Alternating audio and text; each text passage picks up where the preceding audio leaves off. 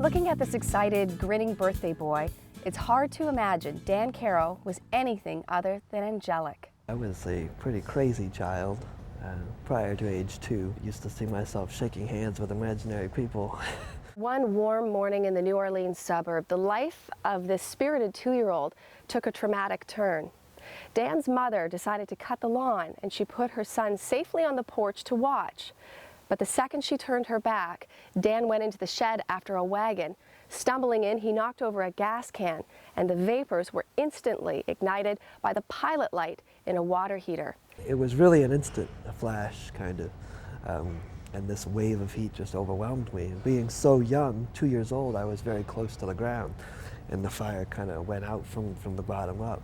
Dan was rushed to the hospital. He had suffered 3rd and 4th degree burns over 80% of his body. My parents were basically on their knees praying to God to end my suffering, that perhaps I would die, and that might be the best thing for me. During a critical moment in Dan's care, a stranger approached Dan's family with a miraculous offer.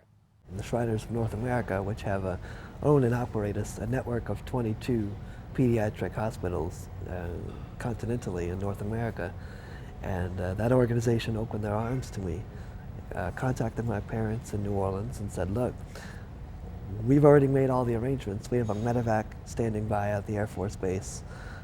We have a hospital in Boston, Massachusetts that's ready to accept Dan. By the age of 19, Dan would undergo over 80 surgeries. Later, with the encouragement of his family and his unshakable desire to be like every other kid, Dan learned to tie his shoes, even play basketball. But being a member of a musical family in New Orleans, something else was calling Dan. Something seemingly impossible for a boy with no hands. What did I do?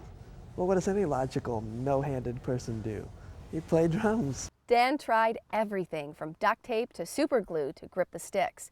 During that time, he developed a whatever-it-takes attitude, and one day, something incredible happened. He had a tennis wristband just kind of laying on the floor with rubber bands next to it, as though it was some divine creation, some miracle that was sitting there. And we picked it up, and we put them together, and it was magic. Dan Caro is now an accomplished jazz drummer, performing at some of the top venues.